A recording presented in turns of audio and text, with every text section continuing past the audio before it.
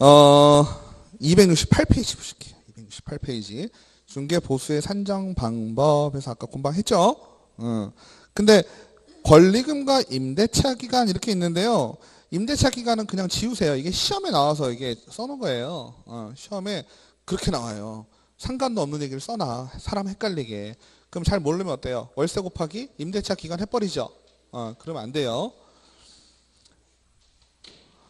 그 다음에 권리금은 상관없다고 말씀드렸고, 그 다음에 우리 가끔 이런 경우 있어요. 교환 있어요. 교환. 교환은 뭐죠? 교환은 집하고 땅하고 바꾸는 거죠. 그럼 실질적으로 따지면 어때요? 우리 입장에서 볼 때는 집도 팔았고 땅도 팔았나? 그죠? 그 개념으로 봐야 될까요? 아니면 집을 팔았는데 대금의 지급을 땅으로 했다라고 이해를 할까요? 어떻게 이해를 하실까요? 집도 팔았고 땅도 팔은 거면 어떻게 되는 거예요? 둘 다 받아야 되니까 더블로 받아야 되죠. 그죠? 그러면 교환하는 사람이 좋아하겠어요? 안 좋아하겠어요? 당연히 싫어하죠. 그럴 때는 우리가 가끔은 의뢰인의 입장이 돼볼 필요도 있어요. 그죠? 내가 집을 내놓고 있는데 누가 땅이랑 교환하실래요? 이랬다고. 그죠? 땅이랑 교환하면 내 입장은 어때요? 집 팔고 땅 받는 거죠. 물론 내 입장에서는 집도 팔았고 땅도 사게 됐지만 내가 땅을 산다는 개념보다는 집 판 돈을 땅으로 받았다. 이렇게 이해를 해야 되겠죠. 그죠? 그래서 교환을 했을 경우에 수수료는 어떻게 받는다? 중개보수는 공인중개사 입장으로도 생각을 해야 돼. 그죠? 둘 중에 어떤 거? 수수료? 많이 나오는 걸로 해서. 수수료가 많이 나오는 거라 그러면 어떻게 되겠어요? 자, 토지가 있고 건물이 있는데, 그죠? 얘네들이 지금 교환이 된 거죠. 그죠? 그러면 누가 주가 되느냐의 개념으로 볼 수 있잖아요. 건물을 파는 사람이 토지를 대금으로 받은 거예요? 토지를 파는 사람이 건물을 대금으로 받은 거예요? 헷갈리죠? 이럴 때는 둘 중에 수수료가 비싼 놈을 어떻게 한 거야? 팔았다 라고 보시면 돼요. 아시겠죠? 그러니까 두 개 다 따져보고 수수료 높은 걸로 받으셔라 라는 얘기입니다. 그 다음에 269페이지 양가로 4번 동일한 중개 대상물 동일 당사자 동일 기회. 이거 되게 중요해요. 헷갈릴 수 있거든요. 자, 보실게요. 이런 경우가 좀 대부분 많은데 어떤 느낌이 드세요? 이걸 보니까 뭐 같아요?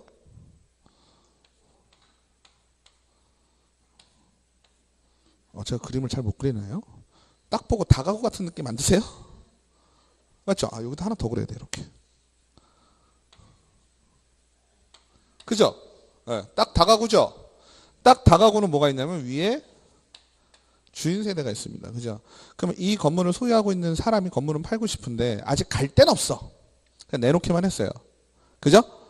갈 데는 없어서 내놓기만 했는데 매수인이 나타나서 이 건물을 사겠다고 했어요. 그럼 대부분은 어때요? 주인 세대 살고 있으니까 이 사람이 이사를 가죠. 그죠? 이사를 가는데 건물을 사는 사람이 나 이사 올 거 아니고 그냥 투자 목적으로 사놓으려고요. 이런 경우도 있죠. 그러면 주인이 이사 가요? 안 가요? 전 주인은 이사 안 가고 여기 살게 되겠죠. 그러면 내가 1억 5천에 전세를 살겠소. 이렇게 되는 거죠. 그러면 1억 5천에 전세를 살겠소 하는 건 뭐예요?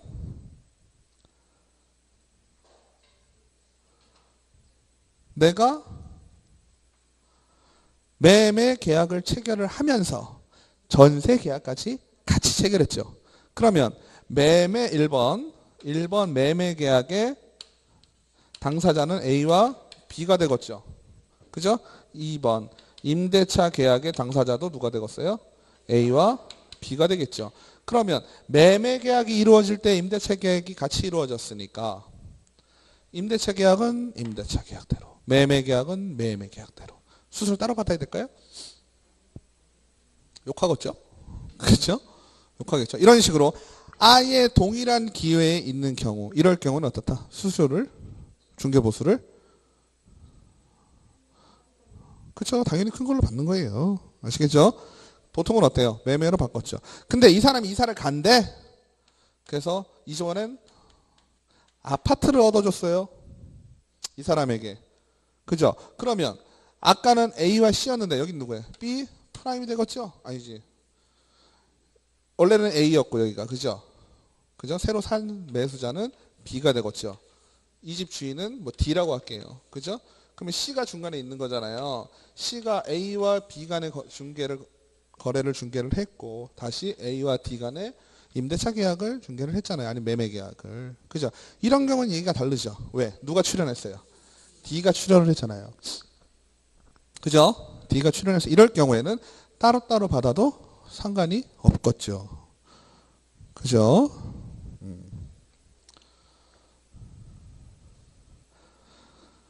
그 다음에 이런 경우도 있을 수 있어요. B가 건물을 여러 개 갖고 있는 거야. 하나 또 있어. 그죠? 하나 또 있어. 여기 살던 사람이 이 건물로 이사를 간다. 이렇게 되면 어떻게 될까요? 아까는 대상이 달라졌죠. D가 출연을 했죠. 근데 지금은 중개대상물 1에서 중개대상물 2. 중개대상물이 달라졌죠. 이런 경우에는. 출연지는 어때요? 똑같죠. A, B, C.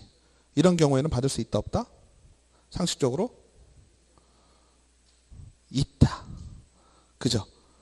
그러니까 여기서 지금 표현한 게 동일한 중개대상물, 동일한 당사자. 아셨죠? 그리고 동일한 기회. 동일한 기회도 중요해요. 그죠? 한참 있다가 매매 계약이 성립이 될 때 얘는 어떻게 되는 거예요? 이사를 갔다? 라고 쳐놓고 다시 이사를 올 수도 있겠죠. 뭐 상황에 따라서. 그죠? 말을 만들자면. 그럴 경우에는 매매와 동시에 이루어진 게 아니죠. 그럴 경우는 어때요? 다시 수수료 받아야 되겠죠. 아니면 동일한 중개대상물이 아니고 새로운 중개대상물이에요. 근데 비소유야. 그러니까 출연지는 똑같죠. A, B, C가. 이래도 얘가 달라졌기 때문에 이때는 받을 수가 있다. 즉 동일한 중개대상물, 동일한 출연진, 동일한 기회 요 세 가지가 맞아 떨어져야 수수료를 한 번만 받는다. 그 다음에 우리가요. 지금 저기에 보면 다가구 주택으로 이렇게 돼 있잖아요. 이렇게. 그죠? 근데 가끔은 어떤 경우가 있냐면요. 다가구는 대부분 몇 층인가요? 4층이 많아요. 4층. 그죠? 단 1층은 어때요? 주차장. 그죠? 2층은 살림집, 주인 세대. 이런 식으로 많이 하죠. 근데요. 요 동네는 없을 거고요. 딴 동네 가면요. 한 층이 더 있는 경우가 있어요. 이렇게. 한 층이 더 있어요. 그래서 5층이야. 근데 우리가 공법 시간 배우셨는지 모르겠는데 주택이란 개념은 어때요? 주택이란 개념은 몇 가지 제한 사항이 있어요. 몇 가지 제한 사항이 있는데 3계층이라는 아이가 있어요. 3계층. 그리고 면적이 몇 평이에요? 660제곱 이하여야 돼요. 맞죠? 이 얘기는 뭐예요? 660이면 대충 몇 평? 200평이죠? 200평이 넘으면 안 되고요. 층수가 3층이 넘으면 안 된다는 얘기가 아니라 3계층이 넘으면 안 돼요. 3계층이니까 어때? 얘 같은 경우, 아니 요거 같은 경우 어때요? 하나, 둘, 셋 계층이죠. 하지만 1층부터 따지면 높이는 4층이죠. 그죠? 3계층이니까 오케이예요. 하지만 얘 같은 경우 1, 2, 3, 4 몇 계층이에요? 4계층이죠. 그럼 얘는 주택일까요? 아닐까요? 아닐 가능성이 많겠죠. 우리가 아는 상식선에서는. 그죠? 하지만 얘 같은 경우 그래서 어떻게 짓냐면요. 3층, 4층, 5층은 주택이에요. 2층은 뭘까요? 상가라고 표현하면 업무시설이에요. 우리가 업무시설이 영어로 하면 뭐죠? 오피스. 그죠? 오피스인데 사람 살게 해놓으면 오피스텔. 그죠? 아시겠죠? 그래서 3계층은 주택이고 1층은 업무시설로 되어 있다라는 겁니다. 아시겠죠? 근데 이 얘기를 왜 하냐면 그러면 이 건물 전체는 매매가 됐다. 그럼 얘를 주택으로 볼 것이냐 그 외로 볼 것이냐는 문제가 생기죠. 수수료가 달라질 수가 있잖아요. 그죠? 맞죠? 그러면 4개 층의 건물이잖아요. 지금 그 중에 업무시설이 몇 개 층이에요? 하나죠? 그럼 상식적으로 얘를 업무시설로 봐야 되겠어요? 주택으로 봐야 되겠어요? 주택으로 봐야 되겠죠. 즉 2분의 1 이상이 주택으로 되어 있죠. 이럴 경우에는 주택으로 본다. 아시겠죠? 그 다음에 지나가다가 길거리에 있는 상가, 여기는 없죠. 또 세종은 특이해. 그런 건물이 별로 없어. 1, 2층은 상가고 3층이 주인세대 주택으로 되어 있는 경우 있죠. 1, 2층은 상가고 상가주택 같은 경우, 그죠? 그럴 경우에는 상가가 많아요, 주택이 많아요? 상가가 많죠. 그럼 어떻게 돼요? 상가로 봐야 되겠지. 주택 외로 보는 거야. 그러니까 하나만 기억하시면 되겠죠? 건물을 면적을 따져 봤을 때 주택이 많으면 주택으로 보고, 주택이 적으면 주택 외로 봐라. 넘기실게요.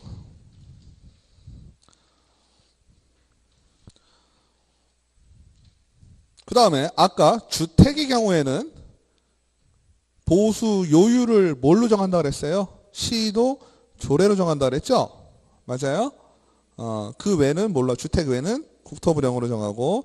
그러면 나는 세종시에 살고 있지만 대전에 있는 물건을 중개할 수가 있어요? 없어요?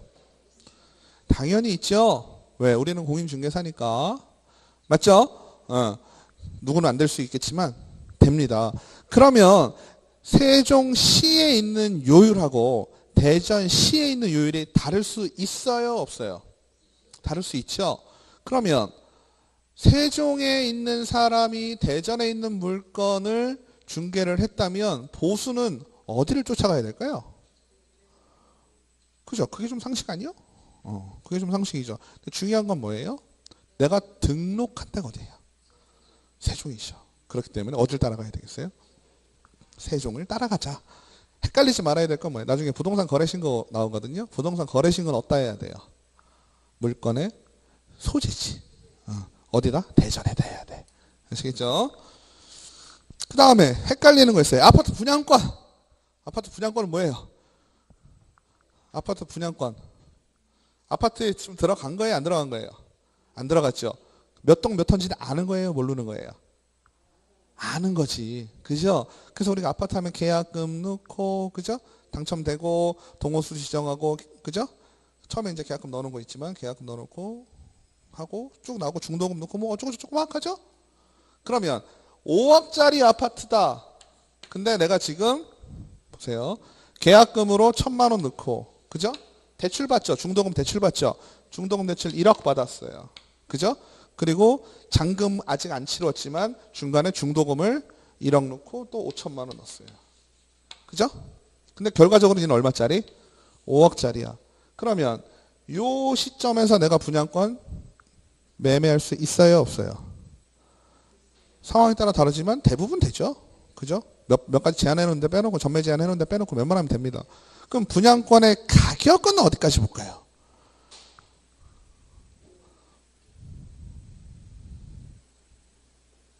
그죠? 분양가로 가야 되겠어요? 아니, 실제로 보세요. 그러면 5억인데, 요 시점까지 가면 내가 5억을 다 넣었죠? 잔금시까지는. 그죠? 근데 현재까지는 얼마를 넣었어요? 1,000만 원, 1억, 5천만 원 넣었죠? 근데 이걸 얼마에 파실 거예요? 5억에 파실 거예요?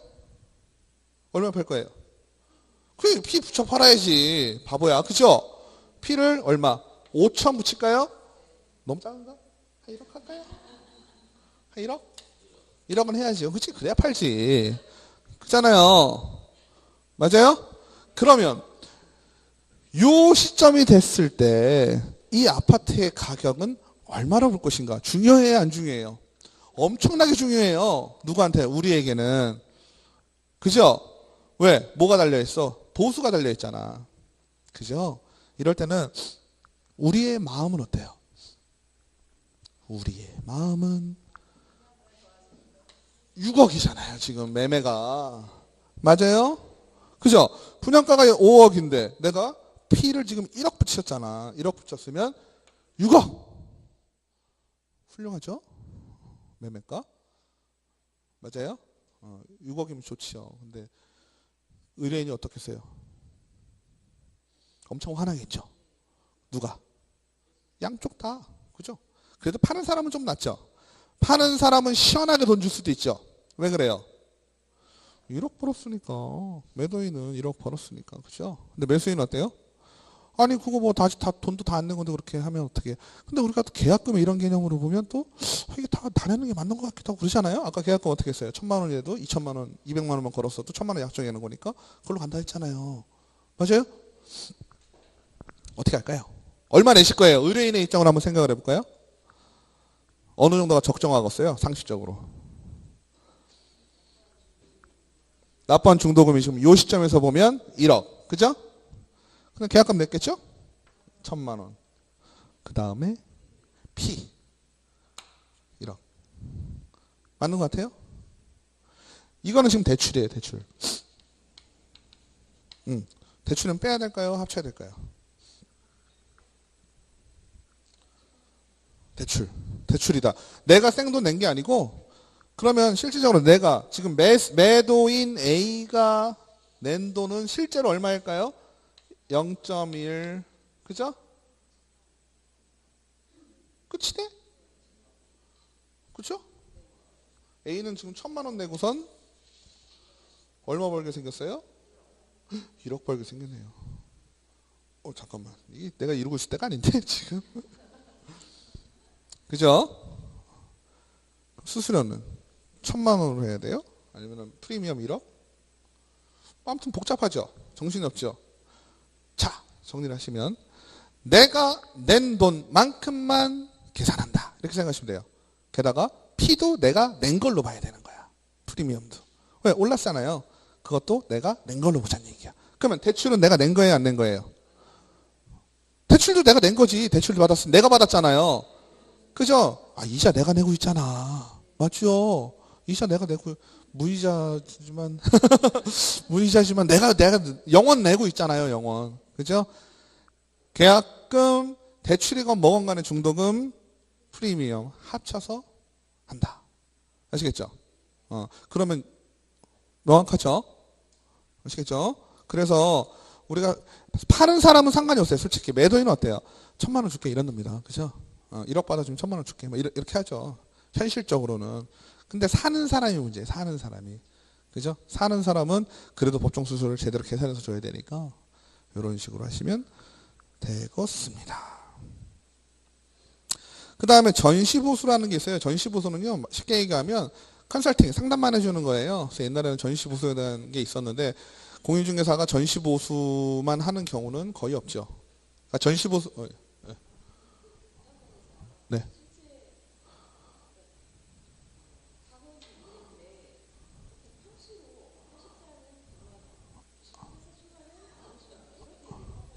네.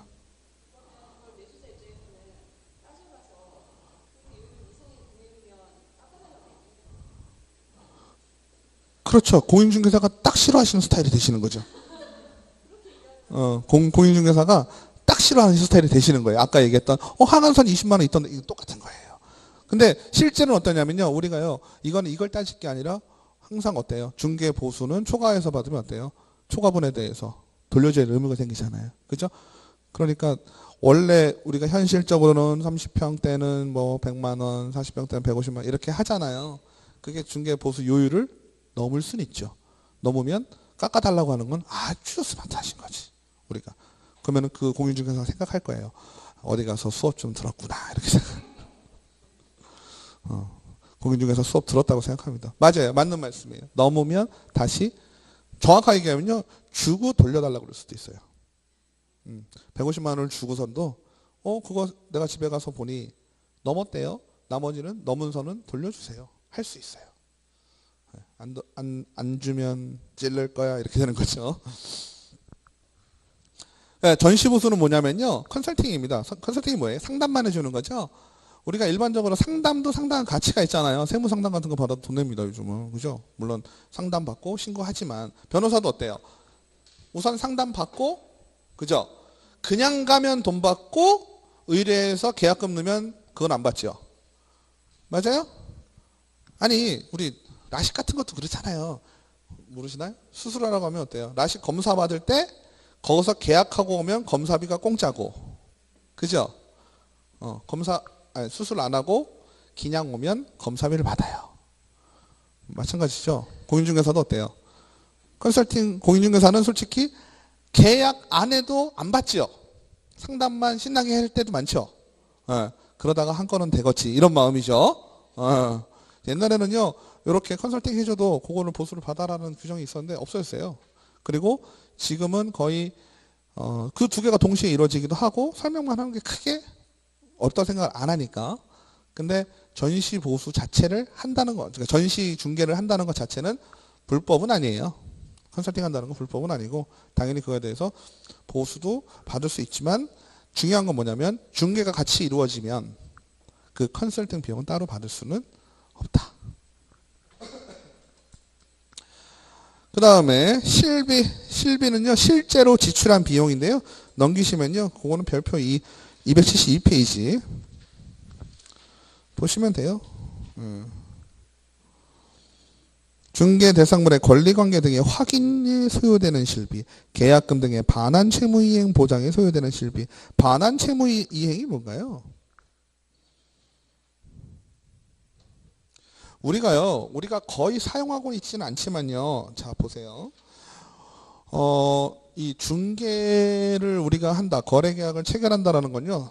서로 간에 신뢰가 있어야 됩니다. 그죠? 보시면 A와 B와 C가 이렇게 있을 때 A는 A와 B가 C를 통해서 거래 계약을 체결을 했다라고 치면요. A는 B에게 목적물을 줘야 되고 돈을 줘야 되잖아요. 근데 계약금을 줬다. B가 A에게 계약금을 줬다. 그리고 중도금을 줬다. B는 얻는 게 있어요? 없어요? 한 개도 없죠. 그죠? 어떠한 증거, 어떠한 등기, 그죠? 어떠한 내가 돈을 지불함으로써 반대급부가 전혀 없어요. 계약금 중도금까지는요. 즉 A, B 간의 신뢰가 확실히 있어야 되잖아요. 그죠? 근데 살다 보면 부모 자식 간에도 믿지 못하는 세상인데 그죠? 내가 A를 어떻게 믿어? 이렇게 하는 거예요. 그래서 뭘 하면 에스크로라는 제도를 쓰게 됩니다. 에스크로가 뭐죠? 모르죠? 여러분들 3월 1일이 있어서 조금 여유 있게 가겠습니다. 여러분들 옥션 같은 데 보시면 옥션, 그죠? 옥션, 지마켓 뭐 이런 데 있죠. 그런 데서 물건 사시죠? 그때 사실 때 어떻게 사세요? 카드로 사는데요? 이런 거 말고 보통 카드로 사시겠지. 옥션이라는 데 눈에 보이진 않지만 이런 데가 있죠. 그러면 옥션이 뭐 하는 데예요? 중개하는 데라고 볼 수 있습니다. 통신 판매 중개업자 정도로 볼 수 있어요. A라는 판매자가 물건을 여기다 올리죠. 그럼 B라는 구매자가 사죠. 둘 간의 거래 계약이 체결이 되는 거죠. 어디서? 옥션 사이트에서. 그죠? 그러면 A 입장에서는 어때요? 물건을 B에게 보내주죠? 그죠? A 돈 받았어요? 안 받았어요? 아직 안 받았어요. 그러면 B는 물건을 받죠. 근데 하지만 그 전에 뭐 했어요? 돈을 보냈죠. 누구한테? 옥션한테 보냈어요. 그럼 물건을 받고 물건이 마음에 들면 뭐래요? 구매 결정. 그죠? 구매 결정을 하면 어때요? 여기서 A한테 돈을 보내줍니다. 맞나요? 그러면 A도 물건을 보내고 돈 못 받았고 B도 돈 보내고 그죠? 물건이 오기 전까지는 아무것도 없는 상태죠. 맞아요? 하지만 A와 B가 신뢰하는 건 누구예요? 옥션이죠. 그죠? 얘를 신뢰를 하죠. 맞아요? 신뢰할 수 있는 이런 아이가 있으면 중간에서 돈이 묶여 있어도 A도 믿고 B도 믿죠. 맞아요? 그럼 우리가 부동산 거래 계약을 체결을 했다고 손 쳤을 때 계약금이나 중도금을요. 누군가 믿을 만한 은행이나 보험이나 뭐라고요? 은행이나 보험회사나 우체국이나 그죠? 이런 데다가 잠깐 맡겨둘 수 있을까요? 그죠? 안전하겠지. 그렇잖아요? 상식적으로. 얘한테 돈 주는 건 불안하잖아. 그죠? 그러니까 이렇게 은행 같은데 맡겨놓을 수가 있어요. 근데 옥션도 마찬가지고요. 이렇게 돈이 왔다 갔다 하는 중간에서 이렇게 맡아주는 역할을 하죠. 돈을. 맡아주는 역할을 하면서 뭘 할까요? 수수료를 받겠지. 누구한테? 얘한테 받겠죠. 얘는 안 내요. 그죠? 하지만 얘가 지불한 물건값에 수수료가 포함되어 있겠지. 그렇겠죠. 요거 같은 경우는 어때요? 원래대로 하자면 B가 A에게 돈을 줘야지 맞잖아요. 근데 B가 불안하죠. 그죠? 그럼 B가 원하겠지. 그래요? B가 원해서 은행 같은데 잠깐 맡겨두자. 그죠? 은행 같은데 잠깐 맡겨두자. 나 니한테 주는 거는 못 믿겠는데. 이렇게 하는 거예요. 아시겠죠? 그럼 신탁회사나 보험이나 은행이나 최신간서에다가 맡겨놓는 거예요. 누구의 이름으로? 은행이나 보험이나 최신간서, 신탁회사 명의로 할 수도 있고 공인중개사 명의로 해놓을 수도 있어요. 명의는. 아시겠죠? 그러면 맡겨놨는데 돈이 들었어요? 안 들었어요? 들겠죠. 세상에 공짜로 그 일을 왜 해줘 은행에서. 그죠? 수수료가 들겠죠? 이런 게 지금 실비 얘기할 때 요 얘기예요. 계약금 등의 금융기관 등의 예치 수수료. 이게 실비예요. 아시겠죠? 그러니까 큰 틀에서 보면 어때요? 중개대상물 권리관계 확인, 계약금 등 반환 채무이행 보장 두 가지밖에 없다 그러는 거예요. 큰 틀에서 보면 272페이지 별표 2번이에요. 가운데. 아시겠죠? 됐나요? 그 다음에 제재는 상대적 등록 취소사항 뭐예요? 실비나 중개수수료를 중개보수를 자꾸 중개수수료래. 중개보수가 정확한 표현이에요. 272페이지 네모 6번에 중개보수 또는 실비를 법정 한도를 초과하여 받은 경우에는 금지행위에 해당하므로 임의적 등록 취소 사유에 해당이 되고 1년에 1천만 원이다. 그 다음에 밑에 나오죠? 초과보수 받으면 어떻게 돼요? 초과보수 반환해야 된다. 그죠? 자, 넘기실게요. 문제 잠깐 볼까? 273페이지. 거기 잠깐 보실게요. 기출확인 문제 위에 거 보면 어때? 26회니까 재작년이죠. 갑은병에게 중개를 의뢰하여 의뢰 소유의 전용 면적 나오죠? 70제곱이니까 85 넘어요? 안 넘어요? 안 넘죠? 그럼 오피스텔이네요. 맞아요? 오피스텔 해서 오피스텔 아까 몇 프로였죠? 매매가 더 비쌌잖아요. 5 아니면 3대. 그죠? 오피스텔은 임대니까 0.4%가 되겠네요. 그 다음에 오피스텔인데 계산해 보니까 어때요? 2천에 25만 원이네요. 합쳐봐야 얼마예요? 4,500이죠? 5천만 원 넘어요? 안 넘어요? 안 넘어. 안 넘으면 뭘 곱하라 그랬어요? 70 곱하자 했죠? 거의다 곱해. 보증금에 곱해? 월세에 곱해요? 월세에 곱해야죠. 그죠? 그럼 월세에다 70을 곱하면 얼마예요? 7이 14, 5, 7에 35. 맞나요? 그래서 3,750만 원이 되는 거예요. 3,750 곱하기 0.004, 0.4% 하면 얼마다? 15만 원. 그 다음에 밑에 문제도 그렇죠? 밑에 문제도 보시면 되겠죠. 근데 요런 식의 문제가 재밌는 거죠. 두 문제나 나온 거예요. 그죠? 중개 보수의 최고 한도는 보면 어때요? 중개 보수 상한 요율이 이렇게 나왔죠? 그죠? 왜 나왔을까요? 위에 거는 주택이었어요? 주택 외였어요? 주택 외. 밑에는 주택이죠. 주택은 시도 조례에 따라 달라질 수 있다 그랬죠. 그럼 그 시도 조례를 다 외우실 거예요? 동네마다? 원래 이론상으로는 다 외울 수가 없는 거죠. 실제로는 어떻다? 거의 다 똑같아요. 네. 그래서 문제도 꽈놨죠. 근데 여기도 보면 계약기간 2년 이런 거 필요 없다 그랬죠. 중개보수 계산할 때는 과감하게 탁 쳐놓고 신경 쓰지 마세요. 넘기시겠습니다. 계약금 등의 반환 채무 이행 보장입니다. 지금 이게 그거예요. 아까 금방 말씀드렸죠? 예치금 에스크로우 맡겨놓는다 그랬어요. 그러면 계약금 등의 반환 채무 이행을 보장하기 위해서 기업공인중개사는 거래의 안전을 보장하기 위해서 필요하다고 인정하는 경우 거래 계약의 이행이 완료될 때까지 계약 중도금 또는 잔금. 그죠? 지금 중요한 건 뭐예요? 여기서는 거래 계약의 이행이라 그랬어요. 그죠? 거래 계약의 이행이니까 거래 계약의 이행은 뭐예요? 계약서는 이미 작성을 했고, 그죠? 중개는 완성이 됐지만, 그죠? 거래 계약 자체는 언제 끝나는 거예요? 잔금 때 끝나는 거잖아요. 그죠? 그럼 잔금 시까지 안전을 위해서, 그죠? 개업 공인중개사는 대통령령이 정하는 자의 명의, 그 명의가 개업 공인중개사, 은행, 보험회사, 신탁업자, 최신건설이에요. 이 사람들의 명의로 금융기관 제42조 규정에 공제사업을 하는 자 또는 자본시장과 뭐 나오죠? 신탁업자 등에게 예치할 수 있도록 중요한 말이 끝에 나와요. 권고할 수 있다라 그래요. 권고. 그죠? 즉 다시 말씀드리면 뭐예요? 계약금이나 중도금이나 잔금을 어떻게 하란 얘기야? 누군가에게 믿을 만한 사람에게 믿을 만한 기관에게 맡겨 놓을 수 있는데 공인중개사가 해야 할 일은 맡기라고 해야 되는 거예요? 아니면 그렇죠?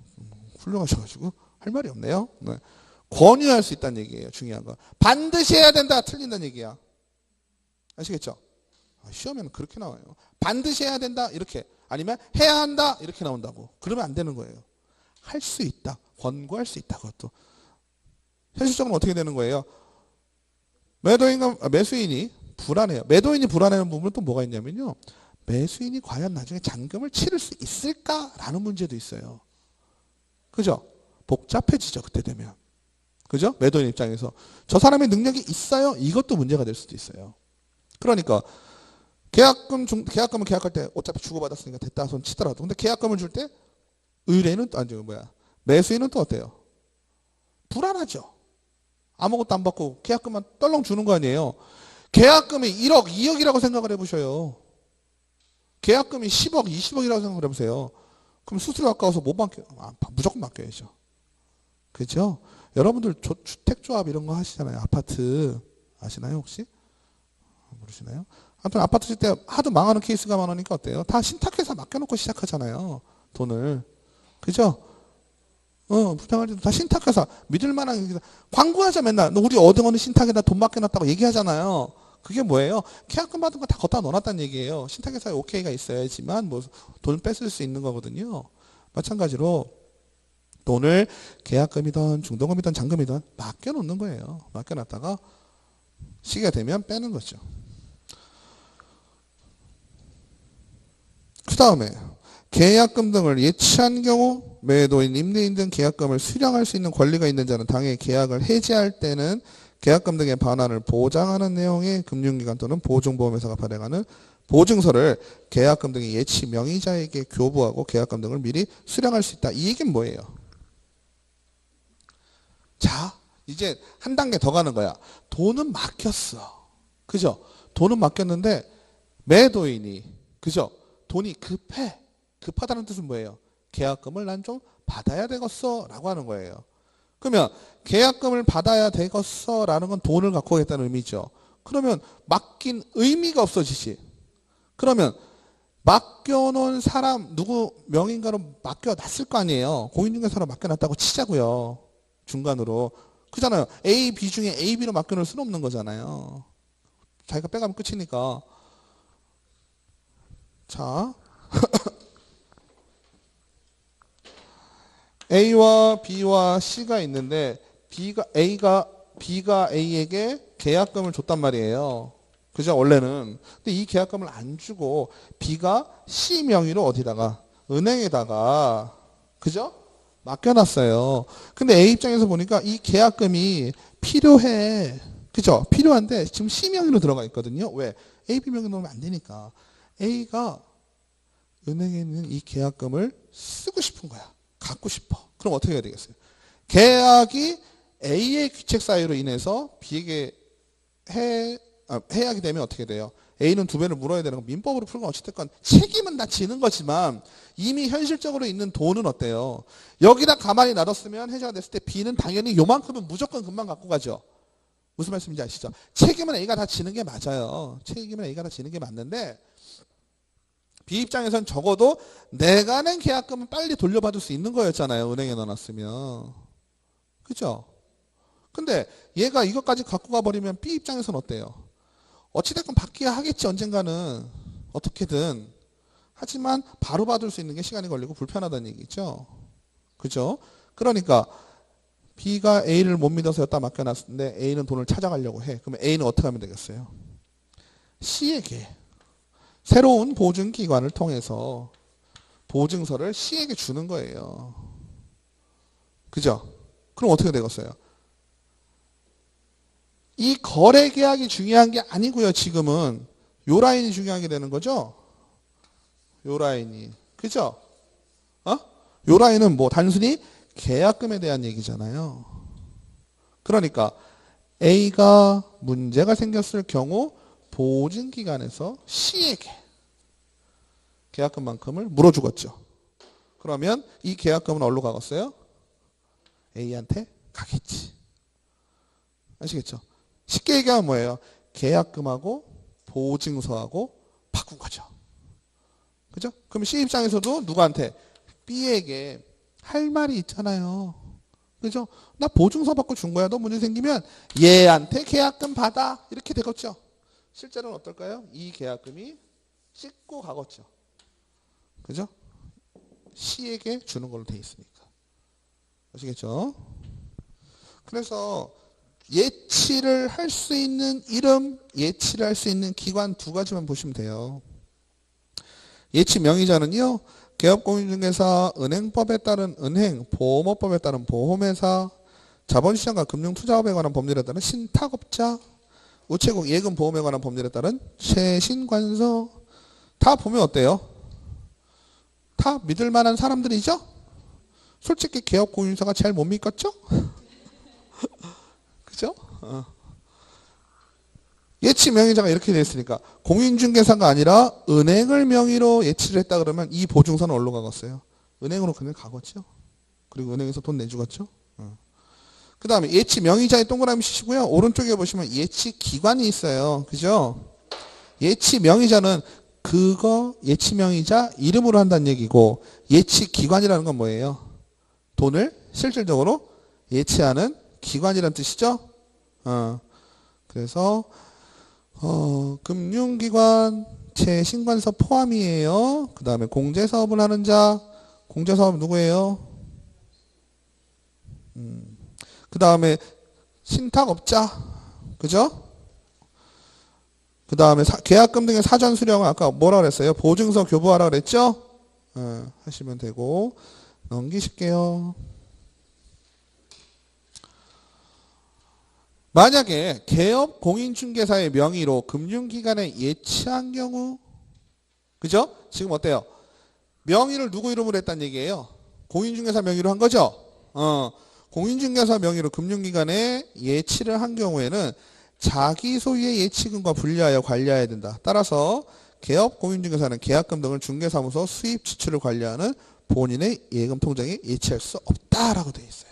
이 얘기는 뭘까요? 당연한 거죠. 그거 공인중개사 돈이에요? 아니죠. 명의자는 지금 공인중개사를 하니까 공인중개사 명의로 뭔가 돈이 들어갈 거 아니에요. 그죠? 걔는 어떻게? 본인 원래 있는 돈과 따로 관리를 해라라는 겁니다. 아시겠죠? 그 다음에 예치된 계약금 등은 거래 당사자의 동의 없이 인출돼서는 안 되겠죠. 그러니까 동의를 안 하려면 뭘 해야 돼? 보증서 놓고 할 수 있다 그랬던 얘기잖아요. 하지만 동의를 한다면 계약금의 일부를 만약에 1,000만 원 넣었는데 500만 원을 매수인에게 얘기하고 나 500만 원만 찾아갈게. 동의를 해주면 찾을 수도 있다라는 겁니다. 그 다음에 거래 당사자에게 계약금 등을 지급할 것을 보장하기 위하여 계약금 등에 해당되는 금액을 보장하는 보증보험 공제에 가입하거나 공탁을 하여야 하며 거래 당사자에게 관계증서 사본을 교부하거나 관계증서에 대한 전자문서를 제공하여야 한다. 그래서 이거는 중개업하고는 별도죠. 중개업하고 별도 이렇게 예치를 할 수 있는 경우에는 보증서를 따로 마련을 해라라는 겁니다. 그래서 문제를 보시면 24의 문제네요. 그죠? 이렇게 나오면 좀 쉽죠? 여기서 지금 중요한 건 뭐예요? 공인중개사법령상 개업공인중개사는 계약금 등을 대통령령이 정하는 자의 명의로 금융기관 등에 예치하도록 거래 당사자에게 권고할 수 있는데 문제가 다 내용이에요. 그죠? 권고할 수 있는데 그 명의자에 속하지 않는 되게 쉬운 문제죠. 이거는. 그죠? 이런 문제는 서비스예요. 서비스. 딱 봐도 그렇죠? 그 다음에 업무 위탁 나오네요. 업무 위탁을 보시면 보칙입니다. 보칙은 뭐 중요한 건 아닌데 그래도 나올 수 있는 개념만 잘 갖고 가시면 돼요. 자, 우리가 지금까지 등장한 행정기관이 어떻게 됐죠? 여러분들 생각하실 때 기본적으로 국토부가 있죠. 국토부가 나와요. 국토부. 그리고 또 누가 나와요? 시, 도지사가 나오죠. 그 다음에 또 누가 나와요? 시, 군, 구가 나와요. 그죠? 이 세 가지 파트에 등장인물이 있었어요. 행정기관은. 그죠?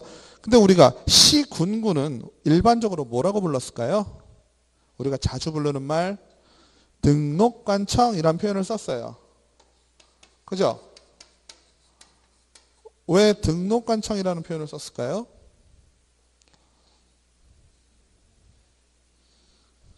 왜 등록관청이에요? 시, 군, 구 가서 여러분들이 뭐 하니까? 등록하니까. 그죠? 기업 공인중개사가 되시려면 등록을 하셔야 되잖아요. 등록을 어디다 해요? 시, 군, 구에다 하죠? 맞아요? 그럼 얘는요. 시도는 뭐 하나요? 시험, 시행기관이죠. 맞아요? 그죠? 이 시험 시행기관이라는 의미는 뭘까요? 자격증. 그죠? 자격증에 관련된 건 누가 한다? 시, 도지사가 한다. 단, 시험을 실시할 때 국토부 장관이 나서서 할 수 있는 부분이 좀 있었지요. 그죠? 근데, 자, 보실게요. 우리가 국토부, 시도, 시군구 이렇게 따져보면 국토부는 어쩌다 한 번씩 나서고 시도는 자격증만 나서고 시군구는 등록관청. 제일 힘든 건 어디예요? 등록이 제일 힘든 거지. 그죠? 일하는 강도로 따져보면 왜 그래요? 할 일들이 여기는 많으시거든. 그죠? 국토부에 할 일이 얼마나 많겠어요. 그죠? 많으니까 우리와 관계된 건 아주 조금만 있어요. 시도도 마찬가지죠? 할 일들이 엄청 많죠? 여기는 어때요? 할 일들이 많은 대신 에어리가 좀 작죠? 동네가 작아. 여긴 동네가 크잖아요. 국토부는 우리나라고. 그죠? 시도면 여기 세종이니까 그렇다 치고 충남, 충북인데. 그죠? 아니면 대전시인데. 그죠? 크죠? 그러니까 우리한테 신경을 많이 못 써요. 시군구는 어때요? 그래도 우리 동네잖아요. 구청은 왠지 친근하잖아. 동사무소, 구청은 동사무소는 아니지만 구청, 그죠? 아니면 중소도시, 시, 이 정도는 좀 친근하다는 얘기야. 그래서 여기가 제일 많이 한단 말이에요.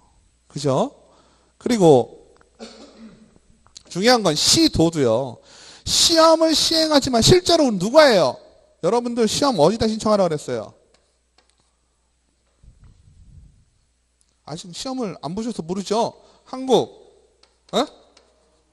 산업, 인력공단, 맞아요? 여기 들어가셔가지고 시험 신청해요. 그죠? 맞죠? 그러면 시도가 자격증을 관리하고 있는데 갑자기 생뚱맞게 산업인력공단이 왜 나왔어요? 바쁘니까 위탁이라 그래요. 내 일을 좀 대신해 주렴 이렇게 되는 거예요. 그 다음에 기억은 잘 나지 않지만 이건 시험이라고 치고 교육 같은 경우 그죠? 그죠? 교육 같은 경우 첫 번째 무슨 교육이 실무교육, 두 번째 연수교육, 세 번째 직무교육이 있다 그랬어요. 맞아요? 기억나세요? 그러면 실무교육하고 연수교육은 누가 해야 되는 거예요? 그렇죠. 누가 해야 된다는 게 그러네요. 주체가 좀 애매했어요. 누가 교육을 받아야 돼요? 자격증 있는 사람들. 맞죠? 실무교육은 등록하기 전, 연수교육은 등록하고 나서. 그죠? 맞죠? 그 다음에 이거는 뭐예요? 개업 소속공인중개사 같은 경우는 일하기 전. 그죠? 일을 하다가. 이렇게 되는 거죠. 여기는 증이 있으신 분들이야. 그죠? 여기는 중개 보조원이에요. 물론 여기에도 예외는 있죠. 법인 같은 경우. 그죠? 임원, 사원. 그죠? 이 사람들은 쟁이 없어도 해야 되죠. 다 받아야 되지. 아무튼 이런 식으로 돼 있는데 실무교육 받으면은 대전시로 가요? 대전시청 들어가서 실무교육 받아요? 안 받죠? 대부분 어디서 받아요? 얘네들은 협회에서 받습니다. 그죠? 협회나 아니면 어디서 받아라? 누구예요? 아, 훌륭하십니다. 학교에서 받아라 했어요. 그죠? 뭐건데 제가 거기 나간다고 얘기 한번 해드렸거든. 제가 실무교육도 하거든요. 협회나 학교 가서 받아라 그랬잖아요. 맞죠? 직무교육은 얘도 일로 가든지 추가해서 뭐하라 그랬어요? 구청 가서 받으라 그랬어. 구청. 그죠? 시청이나 구청. 시, 군, 구에서 직무교육 우리 했었다라는 얘기 했었어요. 그죠? 그러면 국토부도 위탁하고 시도도 위탁하고 시군구도 위탁은 할 수 있는데 어때요? 이 부분을 자기가 위탁을 받은 거거든요. 이거는 뭔 말인지 아시죠? 직무교육은 위탁을 받은 거예요. 시군구는 교육에 관한 건 시도잖아. 맞죠? 그래서 할 수는 있지만 실제로는 안 이루어지고 있다. 이게 무슨 얘기냐면 277페이지 보실게요. 국토부 장관, 시도지사 또는 등록관청이 시군구예요. 그 업무의 일부를 협회 또는 대통령이 정하는 기관에 위탁할 수 있다라고 정해놨어요. 그래서 위탁자가 위탁받은 기관에 업무를 맡기는 것이다 라고 했고요. 그러나 업무 위탁이 공인중개사법 시행령에 위임되어 있고 공인중개사법의 시행령의 등록관청의 업무에 대해서는 규정하고 있지 않다라고 되어 있어요. 그러니까 시군구나 국토부 장관에 대한 부분은 시행령에 나와 있는데 등록관청에 대한 부분은 없다. 아시겠죠? 법에는 할 수 있다라고 되어 있지만 시행령의 내용이 없다. 이렇게 이해하셔야 돼요. 아시겠죠? 그래서 등록관청은 어때요? 실제로 업무 위탁을 하고 있다, 하고 있지 않다? 하고 있지 않다. 하지만 시험에 나왔는데 등록관청은 업무 위탁을 할 수 없다. 맞다, 틀리다? 틀리다. 할 수는 있다. 아시겠죠? 법에는 지금 분명하게 뭐라고 되어 있어요? 국토부 장관, 시도지사, 등록관청은 위탁할 수 있다라고 되어 있어요. 그죠?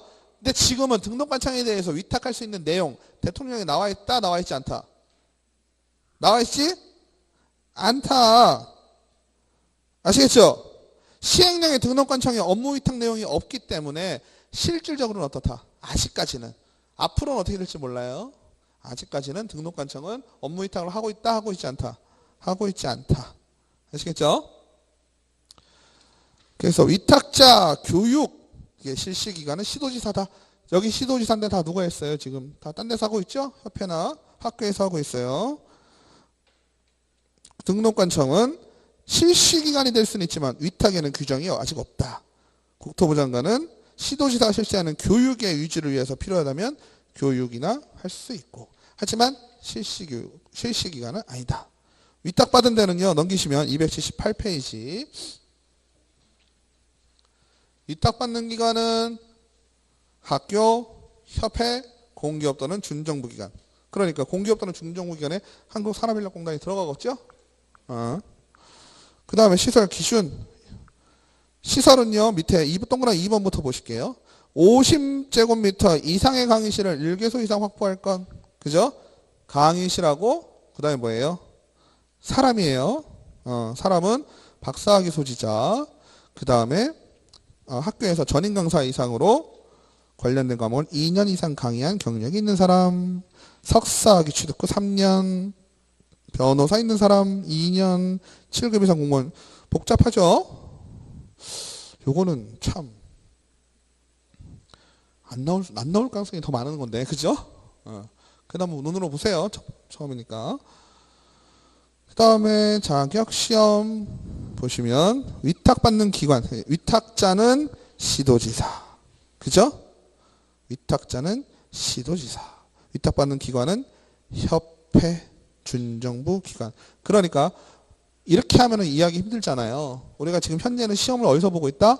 한국산업인력공단에서 보고 있는데 이것도 협회에서 실시할 수도 있어요. 나중에 위탁을 받으면. 그죠? 근데 현재 위탁은 누가 받고 있어요? 산업인력공단에서 받고 있다. 그 다음에 포상금 나옵니다. 포상금. 포상금은요, 개업 공인중개사가요, 나쁜 짓을 하면 어때요? 신고를 해야 되겠죠. 신고를 하는데 이 포상금의 개념은 뭘까요? 신고를 좀 많이 하라는 개념이죠. 그죠? 신고를 많이 하라는 개념이고요. 공인중개사 법이 추구하는 방향이 한 두세 가지 정도가 있는데 그 중에 하나가 뭐예요? 뭐 이렇게 얘기하면 대답을 아무도 못하지 당연히. 그죠? 제가 질문을 해놓고 웃기네. 첫 번째는 뭐예요? 의뢰인 보호입니다. 의뢰인 보호. 그죠? AB 보호예요. AB 보호. 그죠?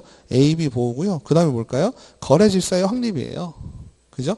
거래 질서의 확립이라는 건 뭐예요? 떴다방 없애고 자격증 없이 하는 사람 없애고 결국은 어때요? 그것도 의뢰인 보호로 갑니다. 그죠? 무등록자가 중개를 하면 어떻게 되겠어요? 잘 알아요? 몰라요? 잘 모르죠? 잘 모르니까 중개사고가 날 가능성이 많지요. 그럼 누가 손해봐요? 결국에는 A, B가 손해보죠. 맞아요? 그러니까 결론적으로 보면 A, B를 보호하는 목적인데 포상금 제도를 뒀다는 얘기는 포상금 50만 원이에요. 포상금은 기본적으로 50만 원인데 어떤 사람을 신고했을 경우 포상금을 받느냐? 첫 번째 무등록. 그죠? 두 번째 불법 등록.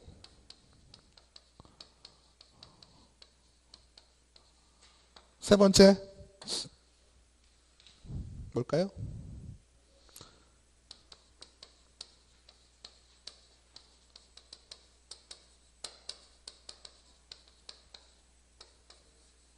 그죠? 자 보세요. 무등록이니까 등록이 있는 거예요? 없는 거예요? 없죠? 무등록. 불법 등록은 뭐예요? 거짓, 그 밖에 부정한 방법이겠죠? 이것도 결국은 뭐예요?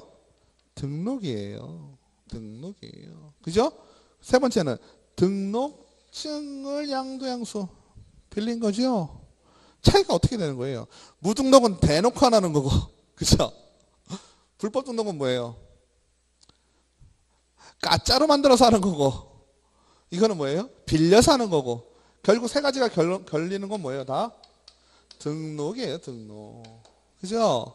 등록에 관한 사항을 신고를 하면 어떻게 한다? 포상금을 준다. 그러면 등록에 관한 사항이니까 주체는 누가 되겠어요? 응? 누가 죽었어요? 누가? 등록이니까 등록해서 주는 거예요. 그죠? 그러면 등록이니까 누가? 등록관청이 죽었지. 맞죠?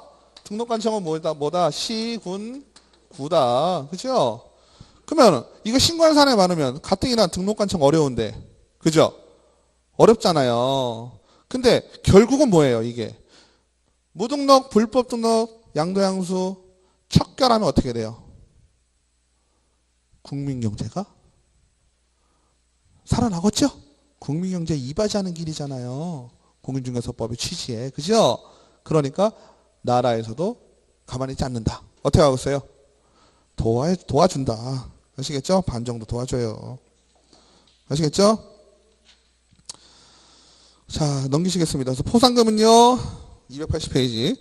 포상금은 한 건당 50만 원. 그죠? 그 다음 아까 나라에서 해준다 그랬죠? 얼마? 50% 이내에서 줄 수 있어요. 100분의 50에서 줄 수 있어요. 50만 원이니까 얼마? 25만 원 이내에서 보조를 해준다라고 되어 있어요. 그 다음에 포상금은요. 포상금 지급 신청서를 어디다가 돈 줄 사람이죠? 등록관청에다가 제출하여야 한다. 그 다음에 등록관청은 포상금 지급을 결정을 하고 결정일로부터 1월 이내에 포상금을 지급하여야 하고 중요한 건 뭐예요? 포상금은요. 자 보세요. 행정청에서 모르는 거에 대해서 신고를 해야 되겠죠? 그죠? 이미 행정청에서 발각되는데 행정 처리 중이에요. 근데 그거 신고하면 되겠어요? 안 되겠어요? 상식적으로 당연히 안 되겠죠? 뭔 말인지 아시죠? 아직 행정청에 발각되기 전 사람, 전 무등록자, 불법 등록자, 자격증 빌린 사람, 등록증 빌린 사람, 요 사람들만 신고하라는 얘기예요. 아시겠죠? 그러면 만약에 제가 여기 계신 분하고 같이 지나가다가 저게 좀 이상한데? 같이 한번 확인해 볼래? 확인해 봤더니 무등록이야. 신고를 하는데 어때요? 같이 하겠죠. 같이 하면 어떻게 되겠어요? 우리 둘이 같이 했어요. 신고를. 우리 n분의 1 할까요? n분의 1? 좋죠? 네, n분의 1. 25만 원씩 n분의 1 하는 거예요. 아무 얘기 없으면. 근데 어때요? 아유, 저는 한 일도 없는데요. 30만 원 가지시고 제가 20만 원 할게요. 돼요, 안 돼요? 됩니다. 미리 약정하면 괜찮아요. 그 다음에 제가 보니까 지나가다 제가 신고를 했는데 제가 좀 친분이 있어요. 야, 내가 그거 신고했거든. 너도 해봐. 이렇게 할 수 있죠. 혹시 알아? 나눠줄지? 되겠어요, 안 되겠어요? 안 되죠? 먼저 한 사람 있으면 안 돼요. 그 다음에 중요한 건 그러면 언제 신고를 했잖아요. 신고를 했는데 신고라는 건 내가 어떠한 확신, 내가 무슨 검사도 아니고 그죠? 수사하는 사람이 아니죠. 무등록으로 의심이 되는 거 한 거죠. 무등록이 아닐 수도 있죠. 맞아요? 아닐 수도 있죠. 무등록일 수도 있고요. 그죠? 그럼 그 기준을 어느 정도로 볼 것이냐? 어느 정도로 봐야 되겠어요? 자, 우리 지난번에 한번요. 뭐 기소유예니 선고유예니 뭐 이런 얘기 했었죠. 맞나요? 기소유예는 뭐예요? 응? 기소유예는 뭐예요? 기소유예.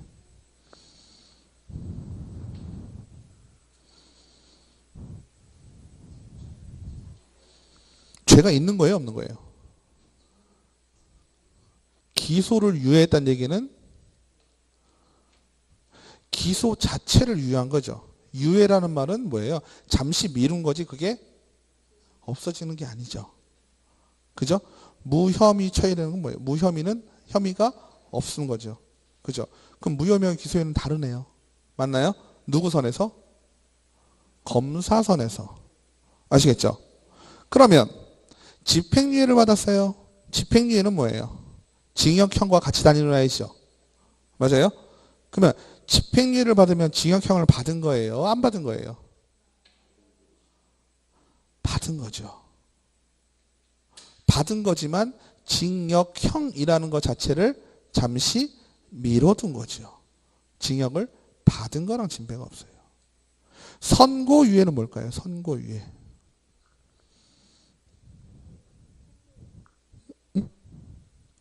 선고유예는 누가 하는 거예요? 판사가 하겠지. 그죠? 판사는 선고를 하잖아요. 그죠? 선고를 한다는 건 뭐예요? 검사는 세상의 악을 뿌리 뽑는 자예요. 맞죠? 변호사는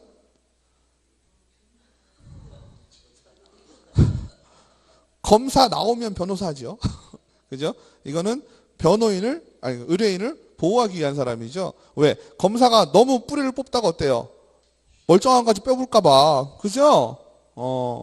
근데 이 둘이 싸우는 게 우리가 일반적으로 아는 형사사건이잖아요. 지금 얘기하고 있는 요 내용, 민사는 별도로 하고. 그죠? 그러면 검사도 잘못을 했다는 걸 인정을 하고 이미 공소 제기를 했다. 공소라는 건 뭐죠? 재판에 붙이는 거죠. 아까 기소유예 같은 경우는 아주 가벼운 사안이니까 어때요?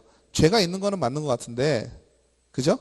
굳이 지금 얘 죄값을 물을 필요는 없을 것 같다라는 건 선이죠. 맞나요? 정리가 좀 되시죠? 그러면 죄가 있다 없다로 갈 거예요. 무슨 얘기냐면 포상금 지급을 도대체 어떻게 할 것이냐. 자, 보세요. 검사의 공소제기 후 피신고인이 무죄 판결을 받았더라도 포상금을 지급한다라고 되어 있어요. 이건 무슨 얘기일까요? 280페이지 박스에 있어요. 공소제기 후 피신고인. 이 얘기는 뭐냐면요. 내가 신고를 할 때 잘못이 있을 것 같아서 무등록인 것 같아서 했죠. 맞아요? 근데 검사가 공소제기를 했다? 그 얘기는 뭐예요? 검사도 인정을 한 거죠. 기소를 한 거잖아요. 기소를 했다는 것 자체가 죄가 있는 것처럼 보였죠. 그죠? 내가 무슨 판사도 아니고 제가 죄가 있는지 없는지는 잘 모르죠. 맞죠? 그러니까 무죄 판결 자체는 상관이 없어요. 법정에 세우면 포상금이 나온다는 얘기예요. 아시겠죠? 그러면 선고유예, 집행유예도 뭐예요? 선고유예는 선고를 단지 안 했을 뿐이지 죄가 있다고 추정이 되죠. 맞아요? 집행유예는 받은 거예요. 집행유예는 받은 거예요, 사형을. 아시겠죠? 근데 검사가 불기소, 기소 자체를 불하니까 뭐예요? 아, 이건 죄가 아니야 라고 얘기를 하는 거예요. 검사가 판단했을 때. 아시겠죠? 그러면 불기소니까 죄가 없다라고 판단이 될 경우에는 포상금 받겠어요? 못 받겠어요? 못 받겠지. 맞아요? 무혐의나 불기소나 이럴 경우에는 검사가 봤을 때 죄가 있다라는 거예요? 없다는 거예요? 세상에 악이 아니라고 생각을 하는 거잖아. 이때는 못 받는다. 자, 다시 한번 정리할게요. 무등록으로 보이는 자가 있을 경우 내가 신고를 했어요. 신고를 했더니만 검사선에서 죄가 있다고 판단이 되면, 그죠? 판사가 중요한 게 아니에요. 검사선에서 죄가 있다고 판단이 되면 나는 뭘 받을 수 있다? 포상금을 받을 수 있다. 포상금은 같이 신고를 하면 어떻게 된다? n분의 1 한다. 그죠? 나도 신고했는데 먼저 누가 신고했다? 받을 수 있다 없다? 못 받는다. 아시겠죠? 그래서 밑에 문제 281페이지에 있는 이 문제가 작년에 나왔어요. 자, 한번 볼게요. 자, 정리 잘 하셔야 돼. 거기다가 써놓으세요. 갑은 중개사무소를 부정한 방법으로 개설 등록한 A와 B를 각각 고발하였다. 부정한 방법으로 개설 등록. 뭐 어디 걸려요? 불법이죠, 불법 여기. 그죠? 부정한 방법으로 등록한 A와 B를 각각 신고를 했으니까 상식적으로 둘 다 잘못을 했으면은 갑은 얼마를 받는 거예요? 100만 원 받는 거죠? 그럼 100만 원을 받을 수 있는지 따져보자고요. A는 공소제기를 했다. 공소제기는 뭐예요? 소송하고 있다는 얘기죠. 너를 세상의 악이라고 검사는 생각한 거야. 받겠어요? 못 받겠어요? 그럼 갑 얼마 받아요? 50. 무혐의는 누가? 검사가 무혐의 처분했죠? 받아요? 못 받아요? 못 받아요. 그러면 지금 갑 얼마 받았어요? 50만 원. 두 번째, 을은 중개사무소를 부정한 방법으로 개설 등록한 C를 신고하였고 C는 형사재판에서 무죄 판결을 받았다. 무죄네요. 받아요? 못 받아요? 훌륭하십니다. 받죠? 무죄 판결을 받았다는 얘기는 벌써 뭐예요? 검사가 쟤는 잘못이 있는 것 같아서 법정까지 데리고 간 거잖아요. 그죠? 결론은 무죄였지만 검사선에서 어떻게 죄가 있다라고 본 거죠. 갑과 을은 포상금 배분에 관한 합의가 없었어요. 그냥 공동 신고했어요. 그죠? 그래서 D는 기소유예 처분. 기소유예는 뭐예요? 죄가 있는 거예요? 없는 거예요? 있지만 봐준 거죠? 맞죠? 근데 지금 공동으로 신고했으니까 어때요? 얘기 없이 공동으로 신고했으니까 n분의 1 얼마요? 25만 원씩. 맞아요? 그 다음에 중개사무소 개설 등록을 하지 아니하고 중개업을 하는 E를 을이 신고한 이후에 갑도 E를 신고하였고 E는 형사재판에서 유죄 판결 받았다. 뒤부터 생각하면 유죄 판결 받았으니까 포상금 받을 수 있는 요건이 돼요, 안 돼요? 유죄니까 이거 뭐 빼도 박도 못하죠. 당연히 받죠. 그죠? 근데 처음에 신고한 사람이 을이에요, 갑이에요? 을이 신고했는데 이어서 갑도 신고한 거죠? 같이 신고한 거예요? 아니죠. 순차적으로 한 거죠? 순차적으로 했으니까 어때요? 누가만 받아요? 을만 받겠죠. 맞아요? 그 다음에 중요한 건 맨 마지막 말이에요. A, B, C, D, E는 갑 또는 을의 위 신고 고발 전에 행정기관에 의해 발각되지 않았다라고 돼 있죠? 근데 여기서 발각되었다 그럼 위에서 엄청 머리 쓰고 내려왔는데 결론이 어떻게 되는 거예요? 아무것도 받을 게 없었다. 이렇게 되는 거예요. 아시겠죠? 행정기관에 발각되지 말아야 되는 겁니다. 자, 이제 오늘부터 어떻게 하시겠어요? 50만 원씩 받으러 다니셔야 되잖아. 무등록을 누가 하는지 잘 따져보셔야 되겠죠. 넘기실게요. 수수료 284페이지. 수수료는요 간단합니다. 여기서 얘기하는 수수료가 중개수수료예요? 아니죠. 중개수수료란 말이 이제 없어요. 중개보수예요. 여기서 얘기하는 수수료는 뭐예요? 우리가 뭔가를 발급받을 때 내는 수수료예요. 그죠? 등록증을 발급받을 때, 자격증을 발급받을 때, 분사무소를 설치 신고할 때 284페이지. 그죠? 아니면 등록증을 재교부할 때, 자격증을 재교부할 때. 제가 일전에 한번 말씀드렸는데 웬만하면 다 수수료를 내지만 수수료를 안 내는 것처럼 보이는 게 하나 있다 그랬죠? 뭐였죠? 시험 볼 때 냈어. 그지 이미. 근데 그걸 우리가 아무도 인식을 못해. 그죠? 자격증 최초로 받을 때 수수료 낸다 안 낸다? 안 낸다. 하지만 그 자격증의 값어치는 어떻다? 사람마다 다르다. 누구는 33,000원짜리, 누구는 12만원짜리, 누구는 20만원짜리 이렇게 되는 거예요. 아시겠죠? 그 다음에 또 하나가 뭐냐면요. 우리가 휴업하고 싶을 때 있죠. 휴업. 3개월 이상 쉴 때 휴업하고 싶을 때 휴업 신청해야 되죠. 요때도 수수료를 안 낸다. 그건 비슷한 느낌이긴 한데 안 내고요. 나머지 것들 등록증 재교부, 자격증 재교부, 분사무소 설치 신고 필증의 재교부, 그죠? 다 뭐 한다? 수수료 낸다. 아시겠죠? 휴업 신고하고 자격증 최초 교부는 내지 않는다. 이렇게만 이해하시면 편해요. 그래서 문제 보시면 285페이지에 공인중개사법령상 수수료 납부 대상자에 해당하는 것은 모두 몇 개인가? 이런 문제 나오면 참 그죠? 한 번 더 꼬는 거잖아. 골라라 이런 게 편한데 그죠? 몇 개인가 이렇게 이러면 써야 되잖아. 분사무소 설치 신고를 하는 자 설치 신고 분사무소는 해라 그랬죠. 그죠? 신고 중에 하지 말을 건 뭐라 그랬어요? 휴업 신고. 그죠?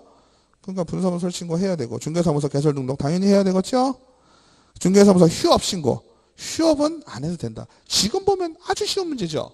나중에 보면 헷갈려요. 분사무소 신고에 왜 둘 다 신고잖아요. 그죠? 둘 다 신고를 헷갈린다고. 그 다음에 재교부는 무조건 해야 되고요. 그 다음에 중요한 거 자격시험에 합격하여 공인중개사 자격증을 처음으로 교부받는 거. 아 그거 그때 내가 들은 거는 3만원 12만원 이렇게 얘기하던데 이러면 안 돼요. 아시겠죠? 3만원 12만원 내고 받아가는 게 아니란 뜻이지. 왜? 시험을 한 번 보고 두 번 보고 세 번 보고 네 번 보면 그만큼 올라간다는 뜻입니다.